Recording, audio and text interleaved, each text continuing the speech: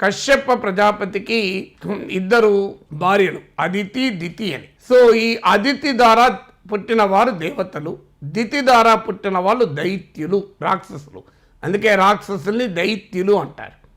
So ఇద్దరు కూడా కశ్యప ప్రజాపతికి పుట్టిన వారే. ఒకరోజు వీళ్ళందరూ రాక్షసులు దేవతలు తండ్రి దగ్గరికి వెళ్తారు. తండ్రిని రాక్షసులు అడుగుతారు, తండ్రి మేము దేవతలము మీకు పుట్టిన వాళ్ళమే కదా, మరి దేవతలనేమో మానవాళి విశ్వమంతా కీర్తిస్తోంది, పూజిస్తోంది, మమ్మల్నేమో ఈసడించుకుంటోంది, తప్పుపడుతోంది, కారణం ఏంటి అని అడుగుతారు. అప్పుడు తండ్రి ఏం చేస్తాడంటే, మీకు చెప్తాను నాయనల్లారా, ముందైతే మీరు భోజనాలు చేయండి అని చెప్తారు. అప్పుడు రాక్షసులను ఒక పంక్తిలో, దేవతలను ఒక పంక్తిలో కూర్చుండబెట్టి భోజనాలు పెడతారు. తండ్రి ఒక కండిషన్ పెడతారు, ప్రతి ఒక్కరికి చేతిని వెదురు కర్రలతో కట్టేస్తారు ఇక్కడ దాకా. అంటే ఇలా, అది మీ నోటి దగ్గరికి రాదు ముద్ద, సో ఇలా చేయి స్టిక్ అయి ఉంటుంది, సో ఇలా మాత్రమే ఉండిపోతుంది. సో ఈ వెదురు కర్రలతో చెయ్యి కట్టేస్తారు. దాంతో ఆ చెయ్యిని మౌత్ దగ్గరికి తీసుకురాలేరు. సో భోజనాలు వడ్డిస్తారు. రాక్షసులు ఆశ్చర్యపోతారు, ఇదే కండిషన్ బా, మరి ఎలా తినగలం మేము, చెయ్యే దగ్గరికి రావడం లేదే కదా, చెయ్యి ముడుచుకోలేకపోతున్నాం కదా, ఎలా తినగలమని అంటూ అలాగే కూర్చొని ఉంటారు. కొంతసేపు అయినాక వాళ్ళకి అనుమానం వస్తుంది, మరి దేవతలకు కూడా ఇలాగే కట్టారా లేదా అని. చూస్తే దేవతలకు కూడా కట్టారు. కానీ వారు అప్పటికే చాలామంది, దాదాపు అందరూ భోజనం చేశారు, చివరికి కొద్దిమంది మాత్రమే మిగిలారు. సో రాక్షసులకు ఆశ్చర్యం వేస్తుంది, ఇది ఎలా సాధ్యమైంది, మనకి ఇద్దరము కూర్చున్నాం ఇక్కడే, ఇద్దరికీ వెదురుకర్రలతో చేయి కట్టేశారు, మరి మేము తినలేకపోయాం, వాళ్ళు ఎలా తిన్నారో అని జాగ్రత్తగా గమనిస్తారు, చివరికి మిగిలిన వారు ఎలా తింటున్నారని. అప్పుడు దేవతలు ఒకరికొకరు తినిపించుకుంటూ ఉంటారు. అంటే ఇలా చేయి చాయలేకపోయినా పక్కవానికి పెట్టగలుగుతారు. సో అలా ఒకరికొకరు పెట్టుకొని ఉంటారు, చివరికి అందరూ భోజనం చేస్తారు. అప్పుడు ఆ తండ్రి చెప్తాడు, చూసావా, నీ గురించి నీవు ఆలోచించినప్పుడు విజయం సాధించలేకపోయావు, పక్కవాని గురించి ఆలోచించినప్పుడు వారు విజయం సాధించారు, అందుకే వారు దేవతలయ్యారు, మీరు రాక్షసులయ్యారు అని చెప్తారు. మీరు ఎకనామిక్స్లో కూడా ప్రైవేట్ గూడ్స్, పబ్లిక్ గూడ్స్ అని ఉంటుంది. ఈ రెండింటికి మధ్య తేడా ఏంటి అంటే, ప్రజలందరి ప్రయోజనాల్ని నెరవేర్చేది పబ్లిక్ గూడ్స్. ఓ స్కూలు, ఒక హాస్పిటలు, ఇది పబ్లిక్ గూడ్స్. ఒక వ్యక్తి ప్రయోజనాలు మాత్రమే నెరవేర్చేది ప్రైవేట్ గూడ్స్. ఎప్పుడు కూడా ఎకనామిక్స్లో సూత్రం ఏంటి అంటే, పబ్లిక్ గూడ్స్ ఏమో రాజ్యము ఉచితంగా లేదంటే చాలా సరసమైన ధరకు అందుబాటులో ఉంచాలి, సాధ్యమైనంత మేరకు ఉచితంగా ఉంచాలి. ప్రైవేట్ గూడ్స్కు మాత్రమే కాస్ట్ ఉండాలి. ఇది ఎకనామిక్స్, హెల్తీ ఎకనామిక్స్ యొక్క సూత్రం.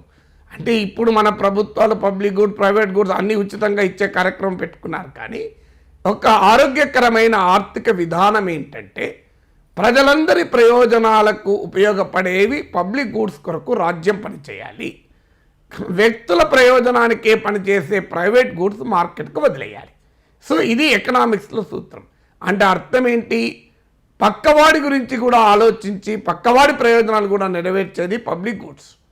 అంటే కలెక్టివ్ బెనిఫిట్, సామూహిక ప్రయోజనాల్ని ఇచ్చేది, సమిష్టి ప్రయోజనాలు ఇచ్చేది పబ్లిక్ గూడ్స్ అవుతుంది, వ్యక్తిగత ప్రయోజనాలు ఇచ్చేది ప్రైవేట్ గూడ్స్ అవుతుంది. అందుకే రాక్షసులు వ్యక్తిగత ప్రయోజనాలు ఆలోచించారు, దేవతలు సమిష్టి ప్రయోజనాలు ఆలోచించారు. మీరు ఒక టీమ్ బిల్డింగ్కు, మేనేజ్మెంట్కి దీన్ని అన్వయించారనుకోండి, ఎప్పుడు ఫెయిల్ అవుతారు, ఎప్పుడు సక్సెస్ అవుతారు. ఇప్పుడు మీరు క్రికెట్లో కూడా మీరు గమనించండి, కొంతమంది ప్లేయర్స్ అద్భుతమైన ఇన్నింగ్స్ ఆడతారు, కానీ మ్యాచ్ ఓడిపోతారు. ఎందుకు ఓడిపోతారంటే, ఆ ప్లేయర్ తన రికార్డ్స్ కొరకు ఆడితే ఓడిపోతారు. కానీ ఒక మంచి ప్లేయర్ ఎవరంటే, రికార్డులు బద్దలు కొట్టిన వాడే కాదు, మ్యాచ్ విజయానికి దోహదం చేసిన వాడిని మంచి ప్లేయర్ అంటాం. అంటే అర్థం ఏంటి, నీ ఇండివిజువల్ రికార్డ్స్ కొరకు కాకుండా టీమ్ సక్సెస్కు కృషి చేయాలి. ఇప్పుడు మనం ఒక కంపెనీలో పనిచేస్తుంటాం, లేదా మన కంపెనీకి లీడర్గా ఉంటాం. సూత్రం ఏంటి, నీ ఇండివిజువల్ పర్ఫార్మెన్సు, నీ వ్యక్తిగత టాలెంటు, నీ వ్యక్తిగత గ్రోత్కు ఆలోచించినంత దానికన్నా కూడా నీ ఒక సమిష్టి విజయాల కొరకు ఆలోచిస్తే అది నీవు విజయం సాధిస్తావు, నీ టీం కూడా విజయం సాధిస్తుంది. అది దేవతలు పక్కవాడి గురించి ఆలోచించారు కనుక వాళ్ళందరూ భోజనం చేయగలిగారు, అందరూ చేతులు కట్టివేసినా కూడా పరిపూర్తి చేయగలిగారు. రాక్షసులు అలా ఇండివిజువల్ కలెక్టివ్ బెనిఫిట్ కొరకు ఆలోచించలేదు, ఇండివిజువల్ సక్సెస్ గురించి మాత్రమే ఆలోచించారు కనుక వాళ్ళు ఫెయిల్ అయ్యారు.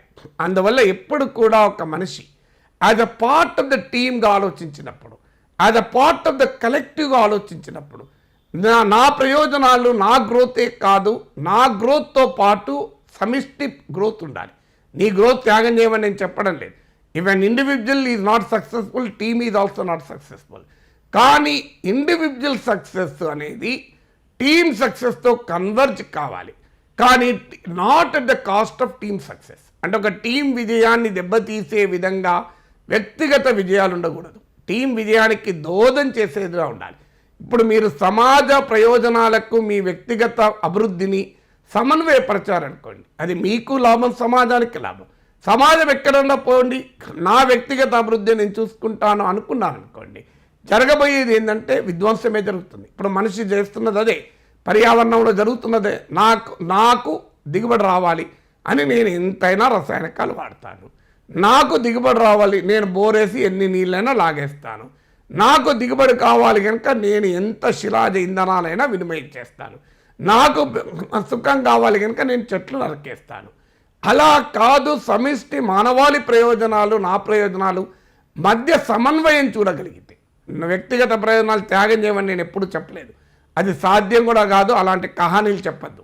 కానీ వ్యక్తిగత ప్రయోజనాల్ని సమాజ ప్రయోజనాలతో మిళితం చేయగలిగితే, సమిష్టి ప్రయోజనాలతో మిళితం చేయగలిగితే అది వ్యక్తికి లాభం, సమాజానికి లాభం. ఇప్పుడు దేవతలు ఏం చేశారు, పక్కవాడు భోజనం గురించి ఆలోచించారు కనుక వాళ్ళు తిన్నారు, మొత్తం దేవతలందరూ తిన్నారు. రాక్షసులు వాళ్ళు ఒక్కరే తినాలనుకున్నారు కనుక వాళ్ళు తినలేకపోయారు, రాక్షసులందరూ తినలేకపోయారు. అందుకే ఆదిశంకరుడు తత్వంలో కూడా ఆదిశంకరాచార్య అంటారు, ఆత్మ అంటే వ్యక్తి, పరమాత్మ అంటే సమిష్టి అని చెప్తాడు. సో అందువల్ల ఆత్మ పరమాత్మల కలయిక అయిన అద్వైతము అంటే వ్యక్తి సమాజాల కలయికే అని అర్థం చేసుకోవాలి అంటారు.